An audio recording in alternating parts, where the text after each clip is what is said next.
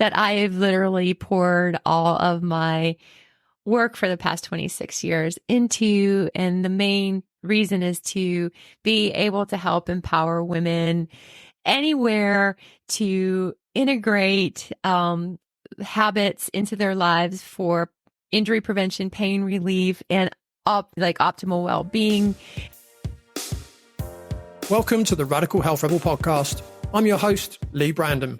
This work started for me several decades ago when I started to see the impact I could make on people, helping them to identify the root cause of their health problems that no doctor could figure out, including serious back, knee, shoulder and neck injuries, acne and eczema issues, severe gut health problems, even helping couples get pregnant after several IVF treatments had failed. And it really moves me to be able to help people in this way. And that is why I do what I do and why we have this show. In this week's episode of the Radical Health Rebel podcast, entitled Unexercising with Purpose to Prevent Injury and Relieve Pain, I spoke with Cari Vann, exercise physiologist and holistic movement mentor with over 26 years of experience both professionally and personally. Cari has always loved to move and struggled with pain from an early age, which motivated her to find solutions. This led Cari on a journey to where she is today, helping women overcoming pain using a holistic approach, and shares her wisdom with you today in this episode. Enjoy. Cari Vann, welcome to the Radical Health Rebel podcast. Thanks for coming on the show. Thank you so much, Leigh. I'm so grateful to be here today with you. Yeah, it's really great to have you on. So, Cari, to kick things off, could you share with the audience perhaps your history, including how and why you decided to focus on pain relief and injury prevention in your work? Sure. I love to move. I was born to move. Like at age 4, my mom thought I was hyperactive, so she put me in a creative movement class and loved it.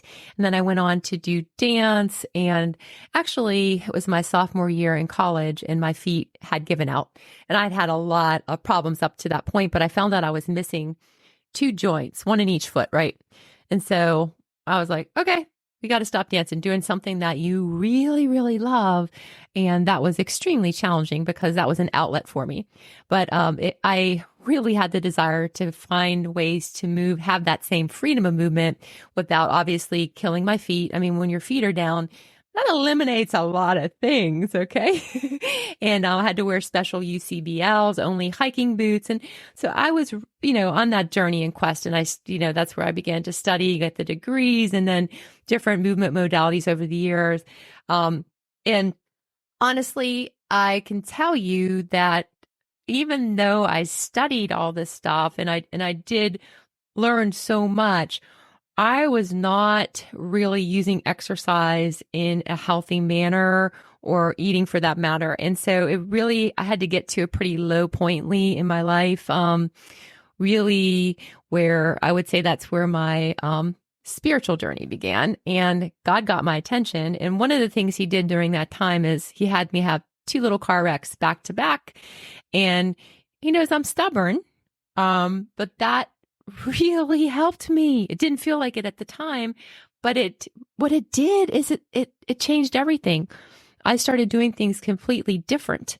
I actually started listening to my body, paying attention to it, not telling it what to do, and it changed my whole perspective. And it was like over that span of 15 to 17 years that I began to develop the pillars of pain-free movement that I now use and teach, preach, live, and I'm grateful for that turning point. So yeah, that's a little bit about how I got here, I guess.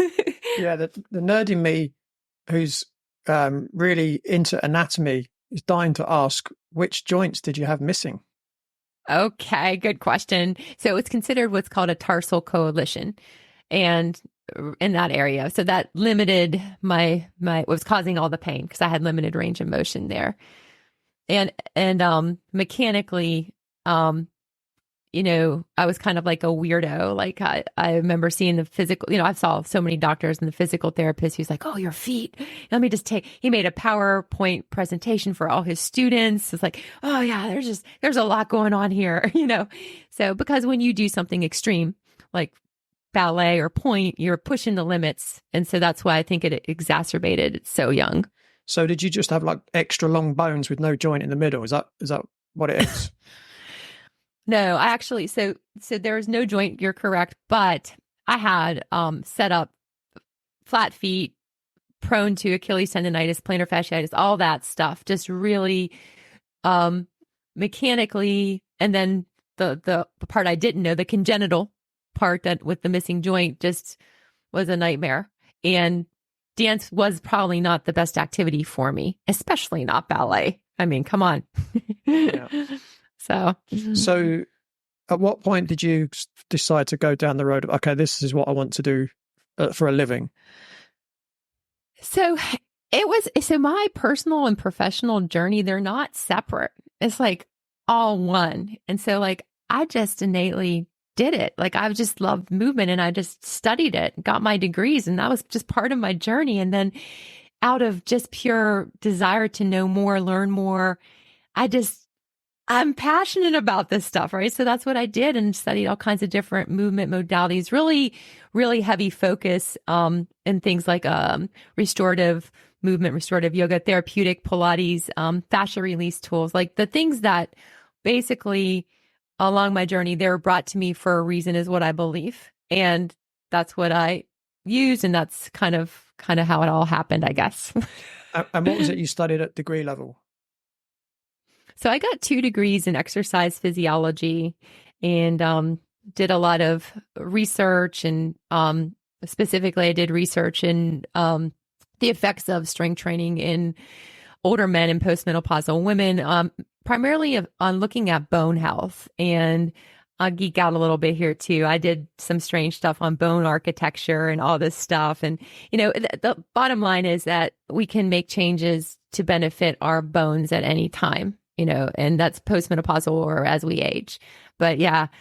It's interesting you say that. I've got a family member who's been diagnosed with osteoporosis and her doctors told her there's nothing you can do to reverse that. Oh, goodness. It's one of those things. Like I'll tell you through my own research, I found out I had osteopenia and I would have never known that early on. Is that I still would be walking around and not know it. So we can have genetically, we can be prone to those things like Asian, blonde hair, blue eyes, or, so I would say that there's always something we can do. Go see another doctor. That's what I'm going to say right there. And there's so many people walking around with osteoporosis that they're getting the help they need. And there's all kinds of ways we can go about helping that. So for sure. Yeah. So you talked about the car accident that you had. What stage of life were you at when you had the car accident?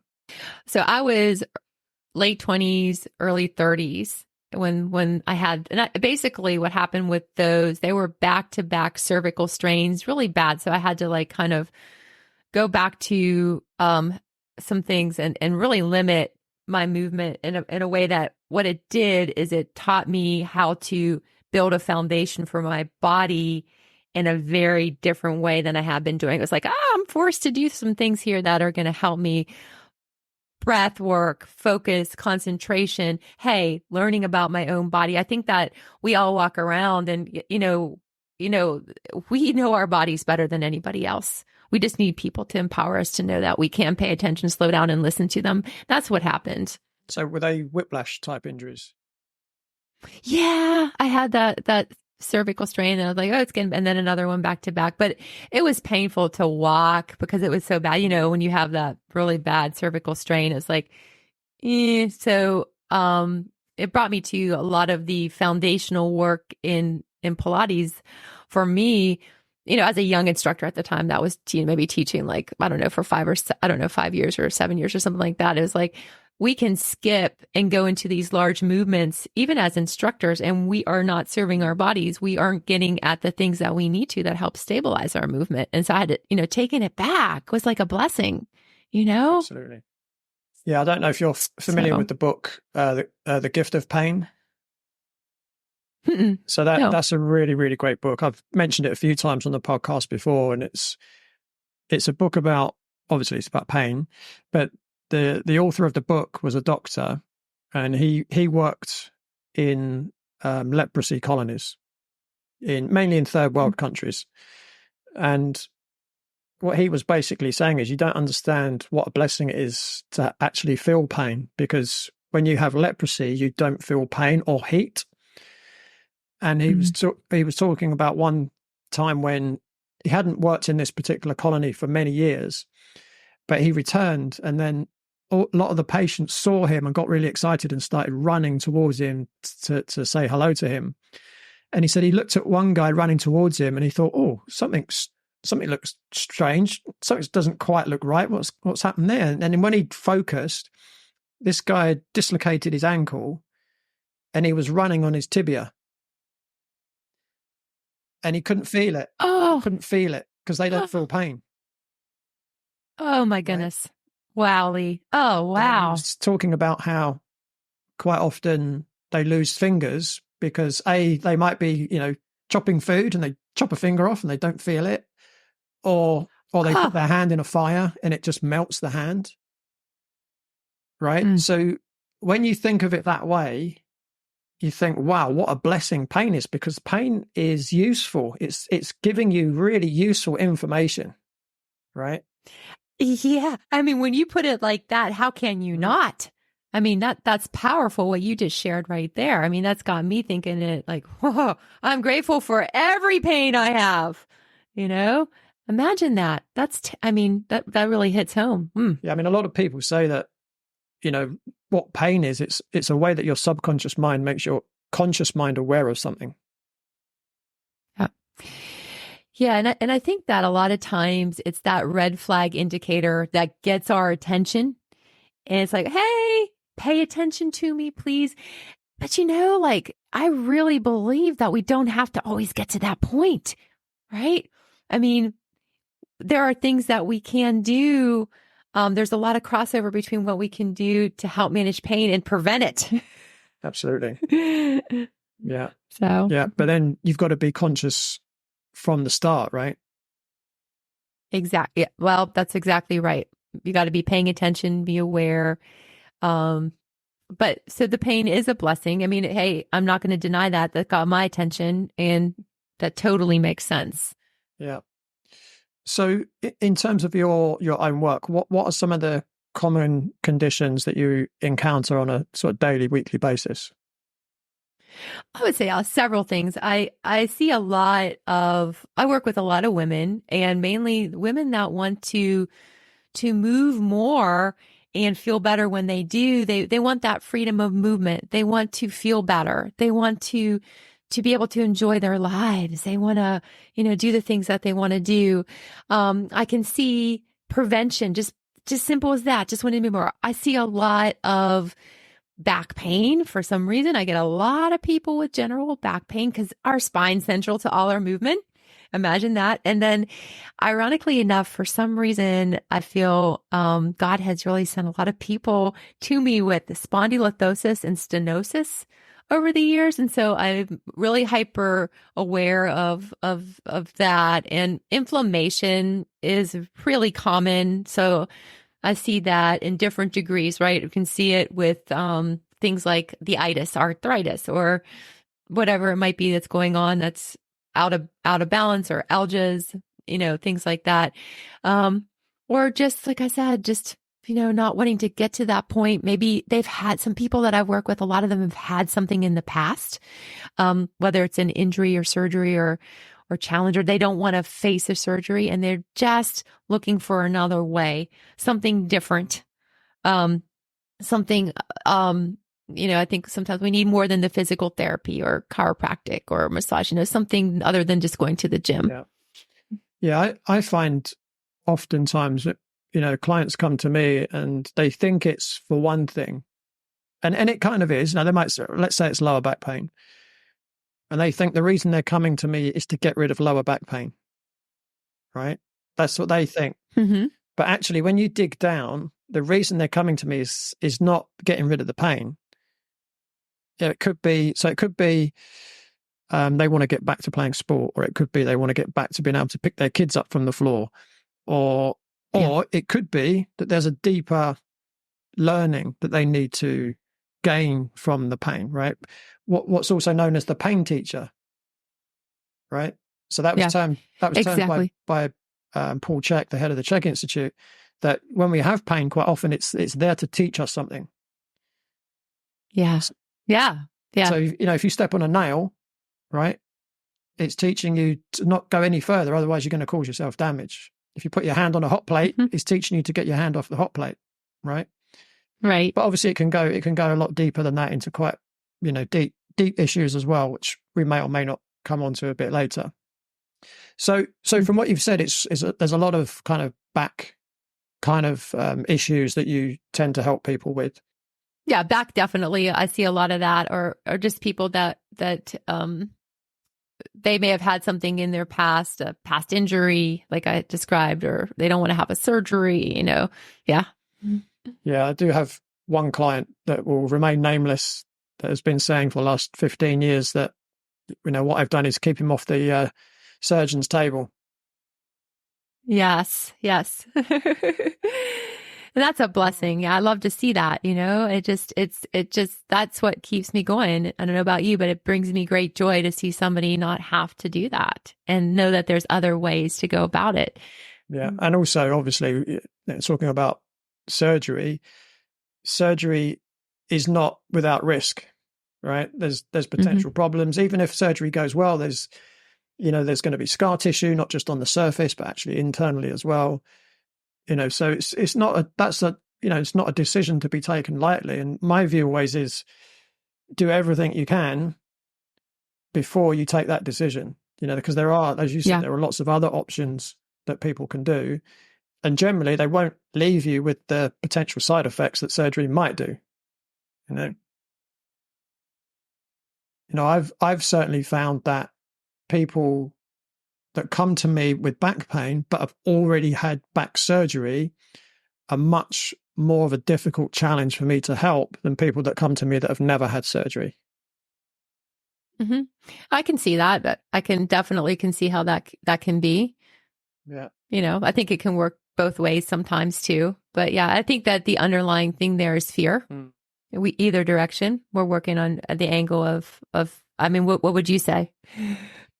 Well, I mean, what I've seen in my own experience, particularly talking about back pain, is, someone's had surgery and it hasn't given them any improvement at all. It might have been a discectomy, so they might have removed part of the disc, or they've gone in and done something, but now they've got all that scar tissue. Whereas if they'd have come to me in the first place, now I'm dealing with a body that doesn't have scar tissue or any kind of damage done to it. It's trauma. I find it's much easier. I mean, obviously, if someone's got a herniated disc, there's trauma, right? But it's a natural trauma, if you put it that way. Whereas a scalpel is not a natural trauma to the human body. Yeah, and I think that also there's more limitations in a different way, and we have to work with that. Whereas before there may have been more freedom of movement, I find, as well. So, and it's getting comfortable with your body again after this surgery has happened, because that it's not the same. It's different, and having to adjust to what that means. Right. Yeah. Yeah. I mean, I can't sympathize with people that have had surgery, but I've herniated my L4-5 and my L5-S1 that left my left leg completely numb, dropped foot, could barely walk. Yeah. So I've been through that myself, which again was a blessing, right? Didn't feel like it at the time, but 2, 3, 4 years down the line, I learned so much going through that experience that I could never learn in a classroom. Exactly. Yeah. So, that was definitely an opportunity for me to learn, let's just say. And there was more than just going through the experience in terms of learning. There was a reason why my body decided to give me a lesson at that point. It's mainly around working too hard and working too long hours, and my body was telling me you need to slow down, and I wasn't listening. So my body made me stop and take some rest for almost 2 years. Yeah. But that's powerful. But even though that was a very serious injury, I'm back to 100% function. Yeah. And there's a lot of people that I know, if they have that kind of injury, they think it's a one-way street. It's just, they're always going to be injured or in pain. Mm-hmm. But, Yeah. I'm sure you'll agree, it doesn't have to be that way. No. And we want to, and it's a shift in our mindset. It has to do with like, let's look at what's possible. And let's also look past the injured part of the body. Let's look at, this is my thing. Let's look at our whole body. Listen, if one part's down, there's always something we can do. It's just, we got to change what that is up here and make that shift to, and a lot of people don't know what that is. What can I do? And so, yeah, I understand that. But, knowing that what is possible, like you're a great example, right? We got to shift. And, again, from my perspective, going through that experience, even though day to day, the recovery felt very slow to zero from day to day, because, I've played sport all my life. So I've had, a number of muscle strains and things like that over the years, and they heal so quickly, right? Mm-hmm. But when you're talking about a lumbar disc that has practically no blood supply, they take a long time to heal. Despite that, in the back of my mind, I had this unwavering confidence that I was going to get better. Where did that come from? It felt like it was almost from my subconscious, but it was probably also from my training. Having trained in, lumbar spine pathology back in 2001, I kind of knew that it could heal, and I'd seen it in numerous clients as well. So whilst it was severely frustrating from day to day, week to week, kind of thinking, it feels the same, I just knew deep down, I was going to get better and I was going to get back to normal. It was almost like there was no other way. Like, I wasn't going to give up lifting weights and playing tennis and all the other things I really enjoy doing. So I had to recover. There wasn't an option. Yeah. Yeah. Michelle, a 44-year-old competitive master swimmer, came to see me due to severe pain in her left shoulder. The shoulder pain was greatly affecting her ability to swim, but she was training through the pain. Michelle had an arthroscopic subacromial decompression surgery, which only temporarily improved the pain, which led her surgeon to suggest that she retires from swimming. Michelle was ranked in the top 2 in her age group in the UK, and her goal was to win the 50 metres butterfly in the European Championships in 3 months' time and the World Championships the following year. Following a thorough assessment, Michelle's initial programs focused on improving her posture and stability, especially around her core and shoulder, as well as a number of nutrition and lifestyle factors, including a fungal cleanse. Michelle stuck to the plan pretty religiously, and 3 months after first coming to see me, Michelle won gold in the 50 metres butterfly in Stockholm at the European Championships in a British record time. And she also went on to win the UK Championships later that year. Not too bad for someone who was advised by her orthopaedic surgeon to stop swimming. So if you have a shoulder injury that's holding you back and you'd like to achieve a great result like Michelle, go to www.bodycheck.co.uk. That's bodychek.co.uk to request your consultation. Now, back to the podcast.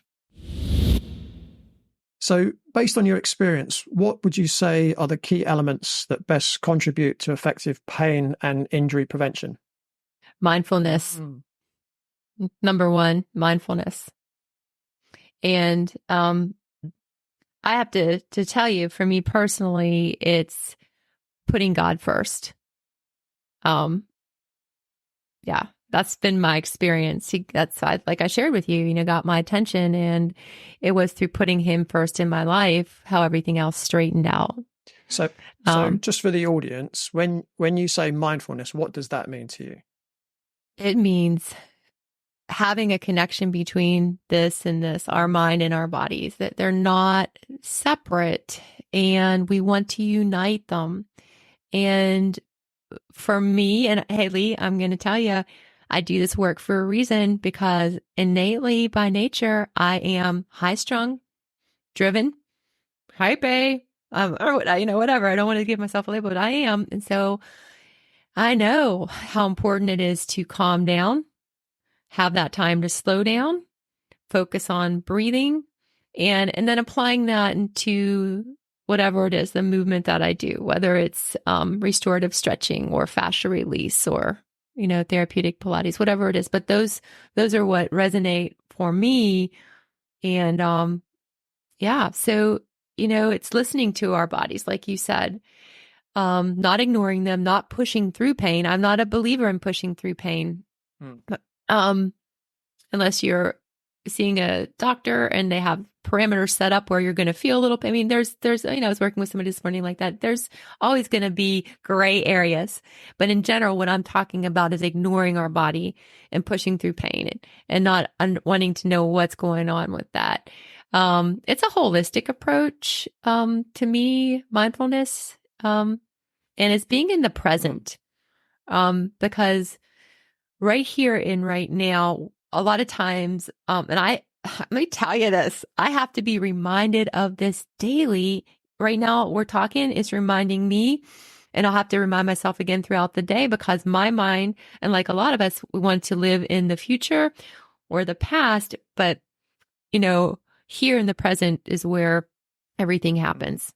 That's how, so that's what I mean. Yeah, absolutely. Yeah. Apart from mindfulness, what other factors would you say are key elements to injury prevention and pain prevention?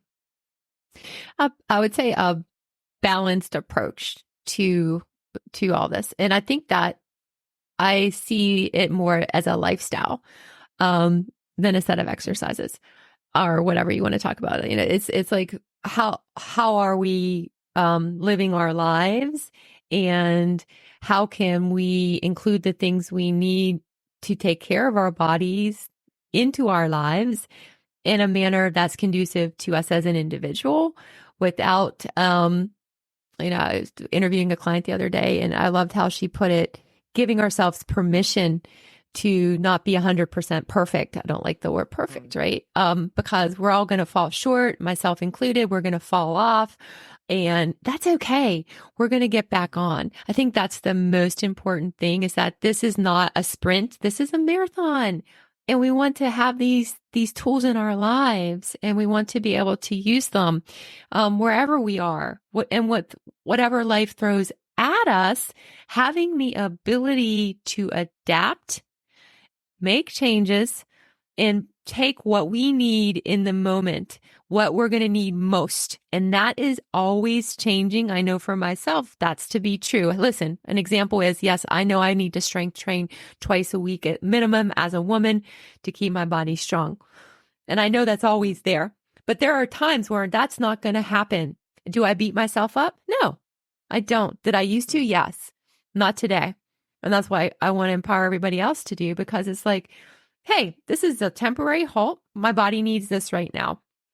I'm going to get back to that because I know ultimately it's going to serve me, but I'm not going to punish or beat myself about it in the meantime, if that makes sense. Yeah, for sure. I mean, I often say to my clients, there's no such thing as failure, only feedback. Right. So, I like that. So if they haven't managed to do something, so, I mean, a good example is if we talk about nutrition, quite often, I've got, quite a few clients I'm working with at the moment. They're doing really well with their diet. Of course, we've just gone through Christmas, right? Every single one of them fell off the wagon. And I said to all of them, did you get feedback? And they're like, oh, yes, I got feedback. Okay, what was the feedback? Bloating, gas, low energy. There you go. It wasn't failure. There's your feedback. The good thing about feedback is you learn from it, or at least you should learn from it, right? So, in a situation where, if someone said to me, oh, yeah, I wanted to do 3 workouts this week, but I only did 2, it's a good question to ask. So how did that happen? How did you, why was it that you didn't do the ones? If they said to me, well, the reason I didn't do 3 was because by the time I got to the end of the week, I was exhausted and I actually didn't feel like I had the energy to work out. Okay, that's actually a good decision. Exactly. 100% with you. If they said, oh, I was busy at work, it's like, okay, let's discuss this, because that sounds like an excuse, right? That sounds like someone hasn't planned their day. I mean, they might have a genuine work reason, but again, it might be, okay, well, if you have that situation again, let's learn from this situation now. So when you get in that situation next time, you make the right decision. Yeah. Yeah. I like that. I like that because you're right. It's like there can be different reasons for not showing up to something that we've committed to do. But I think a lot of times it's asking those questions because we really don't know until we get to know the person. And as you probably have experienced, that a lot of times it can be the not planning, not prioritizing, not making time for our health or our wellness, and letting other things get in the way, and not staying true to ourselves, but then it can be the flip side. So that's really well said. I like that, Leigh. And I guess the other thing that's always important in those situations is to remind themselves why they want to do the 3 workouts a week, right? What's the motivation? Yeah. Because if you keep your mind on the goal, or, as I often say to my clients, keep your eyes on the prize. If you've got that in the back of your mind, there's your motivation, right? Yeah. So I know for me at the moment, so I take winters off from playing tennis, but I'm planning to go back in 4 weeks' time. I've got a little bit of a niggle in my right shoulder right now that I know will stop me from playing, right? Mm-hmm. But I also know I've got a little bit of an upper cross syndrome going on. So I'm so motivated. I'm doing all the exercises and stretches and mobilizations every day to try and improve my posture. And I'm also doing strength work in the gym to make sure in 4 weeks' time, I'm going to be ready to hit the court.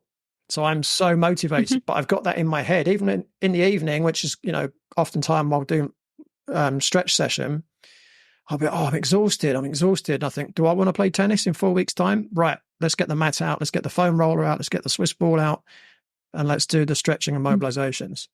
So if you can keep your eyes on the prize, that does help you to actually do the things you need to do.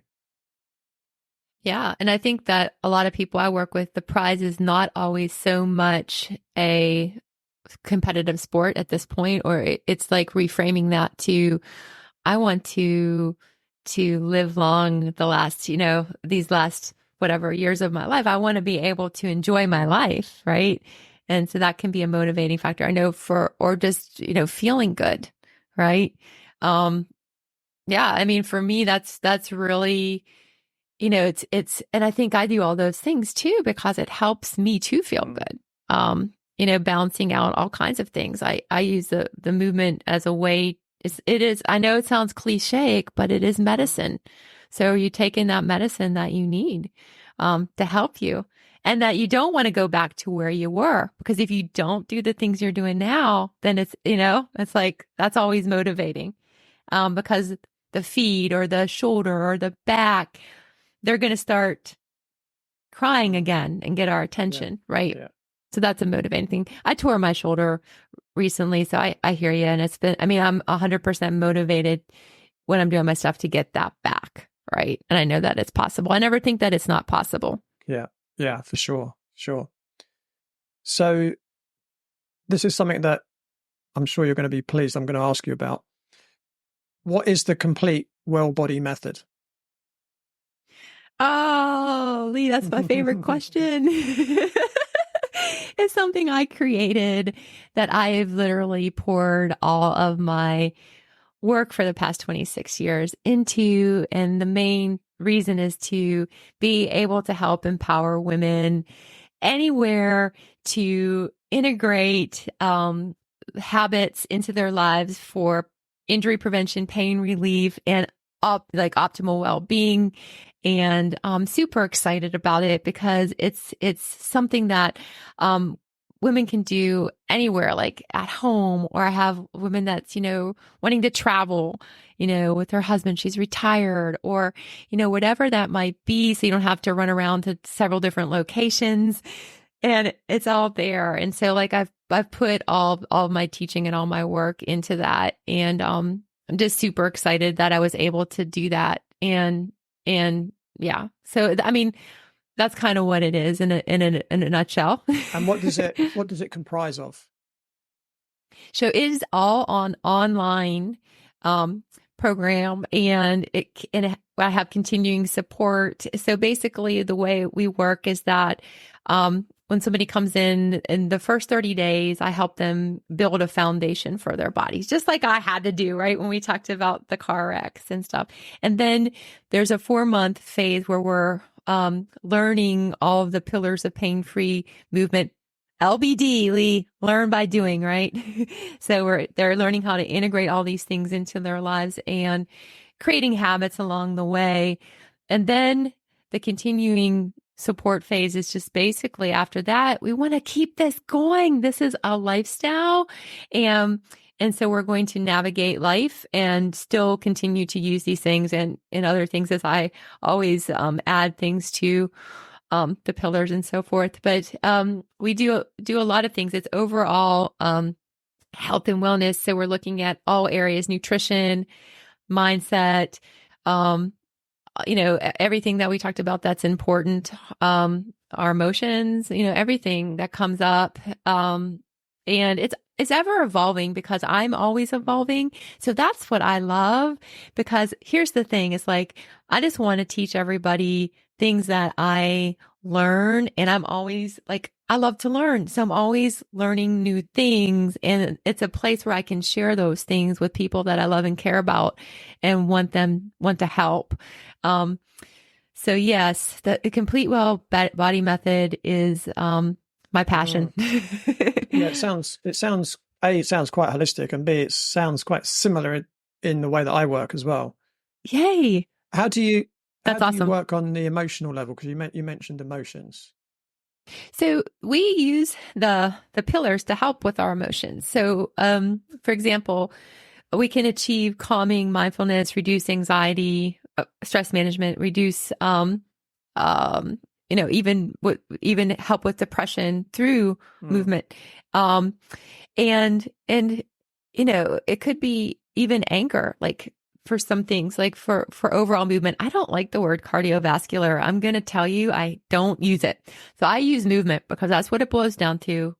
And so, like, let's just say we're doing intentional continuous movement, AKA like walking. I mean, hey, or biking, that can be excellent for anger. I mean, there's so many ways we can integrate that in, because movement, is one of our living life forces, and it's key. The longevity doctors that are doing research now have said, what's the number one thing we need to do to live longer is movement. So a lot of times I'm kind of taking it back to what we can do with those pieces, and a lot of things. I mean, I probably could talk a lot on it. Yeah, sounds really good. So how long you said it was? A couple of months foundation, and then 4 months. Is that yes, six months in total? So right now the main hub is about 5 months, where we've got 30 days building a foundation, and 4 months after that learning all the pillars, and then just going from there, continuing everything you learn. So do you offer? So it's ongoing for a lot of people. Yeah, that's what I was going to say. You kind of offer ongoing support as well for people. That's where it's at, because when it's working and somebody's actually reaping the benefits of doing things, that they don't want to just stop, right? You want to keep on going. And my dream and goal is to continue to build a community of people together so we can all support each other, because it helps me. I need that too. Yeah, sounds great. It's interesting. Obviously, we've never met. We've come through very different educational backgrounds, although in some ways they're similar. And the way that I work with my clients one-to-one is actually quite similar to what you've just explained. So going through, like you said, 6 pillars, I generally work with people for initial 6 months, but then if they want maintenance, they can do that too. Yeah, it's interesting, isn't it? Come from very different directions, but actually the process is kind of similar. Yeah, that's awesome.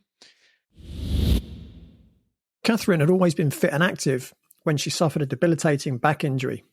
She was barely able to get out of bed or walk without being in excruciating pain.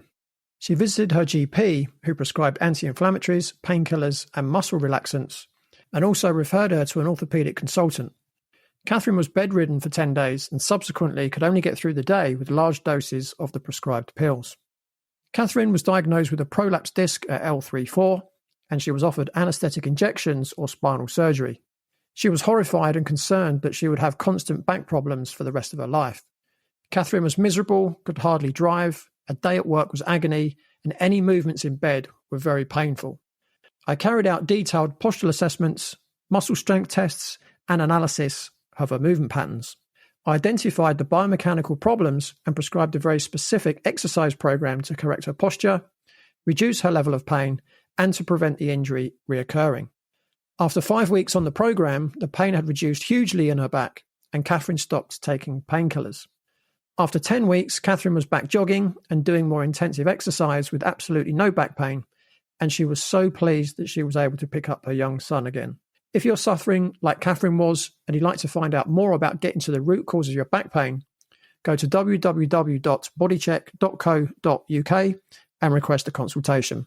Now, back to the podcast. So one thing we've spoken about in a fair bit of detail already was back pain. What would you say are the key things to consider to prevent or eliminate back pain?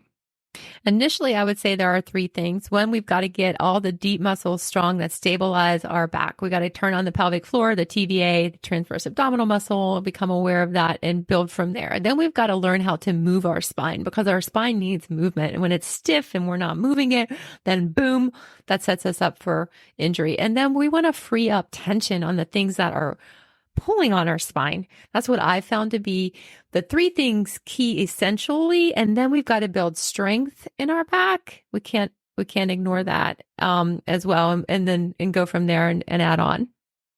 Interesting. So you mentioned about the muscles that are pulling on the spine. Was there any in particular you were alluding to? Yeah, I think what I have seen are hips and legs and shoulders. And guess what? The next part of the spine. Yeah. Those are the key target areas I've seen. Yeah. Interesting. Yeah. I mean, I from my training, one of the first things we assess is if like the static spinal angles, and they for me can tell you quite a lot, quite often. And in terms of correlations between postural positions and spinal conditions, I mean, I know a lot of people will say correlation doesn't mean causation, but they're almost 100% of the time. So for instance, if someone has a very flat lumbar spine, they would generally have a disc injury. If someone has an excessive lumbar lordosis, they're going to have some kind of facet joint injury or SI joint injury. It's quite easy to kind of correlate those. I'm not saying they're the only factor, and I think that's where a lot of the science kind of gets a little bit confused, shall we say, that, posture and spinal angles are the only thing that cause back pain. No, there's lots of other things involved. But in terms of the postural component, I find that they're very, very consistent. Mm-hmm.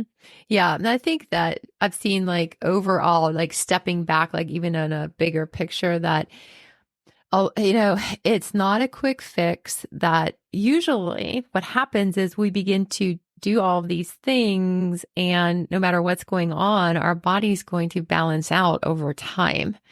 Right. So there are still things that we all need to be doing. We need to have strong if they're weak. Right. And so and it's through the movement that can occur is what I have found to be true. Yeah. And what would you say are the essential components to maintain and enhance overall health and wellness? Well, we know our physical is important, and our emotional, our mental are extremely important. Our relationships are key, and spiritual trumps everything. That's number one. That's where I start, like I've expressed. Yeah. So within those, do you break those down into more kind of components as well? For me, spiritually, it's, and I think everybody needs to find where they are and start where they are, but it's God. But I'm also a woman of Christ, and that means that I walk with him daily, and some days I do it better than others. So that's kind of where I am there. And for me, putting that piece first helps everything else. And that also ties into mental and then emotional, because and that element of mindfulness is kind of encompassing all of that. Because if you think about it, when we slow down, God is in the present. It helps me as a relationship. It helps me with all my other relationships. And at the heart of all that too is a sense of love and compassion. And that has to be for oneself. Because I know that's what God wants for me, to love myself and take care of myself. And then we can, spread that. So I think that, making that shift, is key. And I'm always evolving and growing into that because, I wasn't always like that. And it's something that I just want to get better and better at. So a lot of times, sometimes that driving or striving or focusing on the goal doesn't sit well with me, because it's like I need to work against that. So actually, finding that acknowledging what we're doing here in the now is really powerful. Like you're talking about, like the terms you use, I just maybe wording it different. So all of those things are extremely important, to our whole well-being. And I just, there's so, the thing is, it's just, I'm just really passionate about,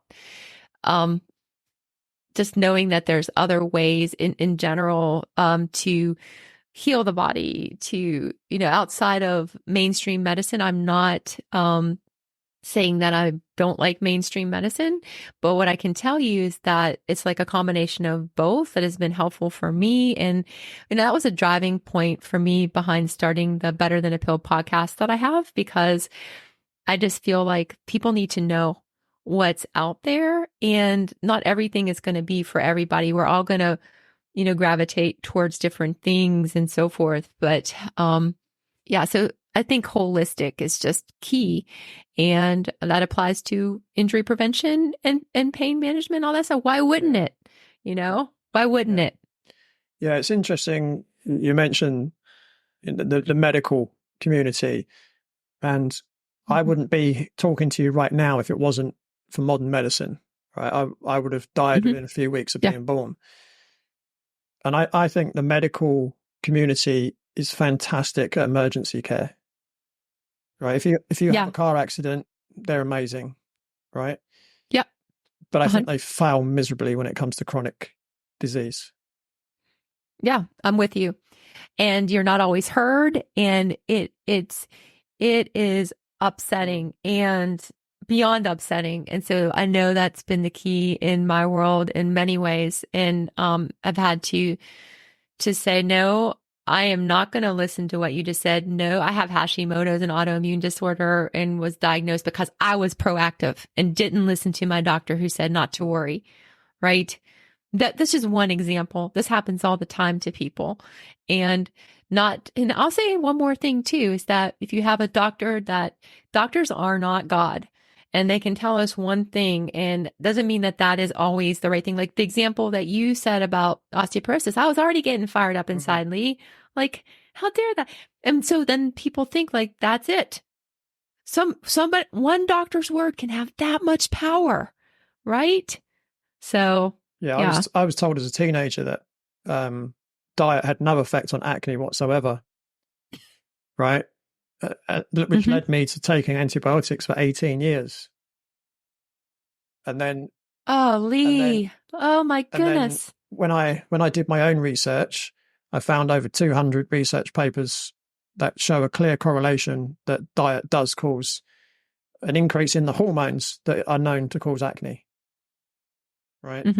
So soon as I started on my journey in terms of my profession, it took me a matter of weeks to clear my skin when my medical doctor couldn't help me after 18 years. That's a powerful example right there. Is So that's where having the awareness and knowing that there's other solutions naturally, whether it's through diet, supplementation, or I'm a big fan of natural medicine.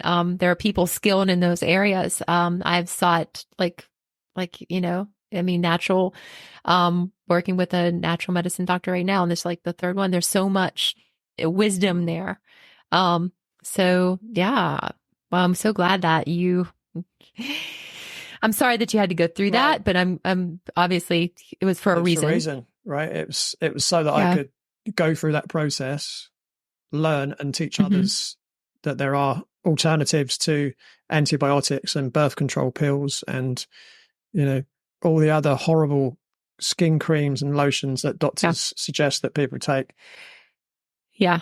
Which is, and it's like, it's so true. It's like all the stuff that I don't know about you, but all the stuff I was taught in school when it comes to nutrition, I had to unlearn. Yeah, exactly. Now, Cari, I know we're pushed for time. And I know there was a few questions I wanted to ask you, but we have run out of time. But what's next for you? Oh, today? Well, I'm grateful to have come on the podcast, and I have two twin boys that are 12 and are going to be 12, and one of them has a doctor's appointment. So we are going to deal with that. That's next today. What's next for you in life? Oh, well, I just look forward to what God has in store for me. And I can't tell you for sure what that is.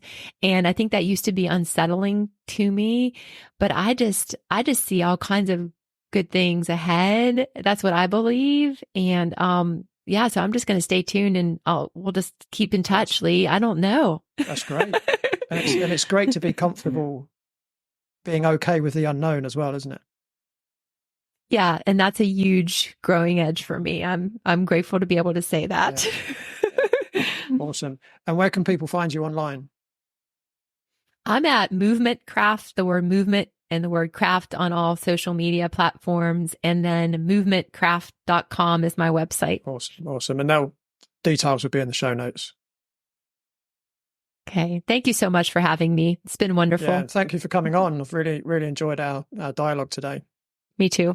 So that's all from Cari and me for this week. But don't forget, you can join me same time, same place next week on the Radical Health Rebel podcast. Thanks for tuning in. Remember to give the show a rating and a review, and I'll see you next time.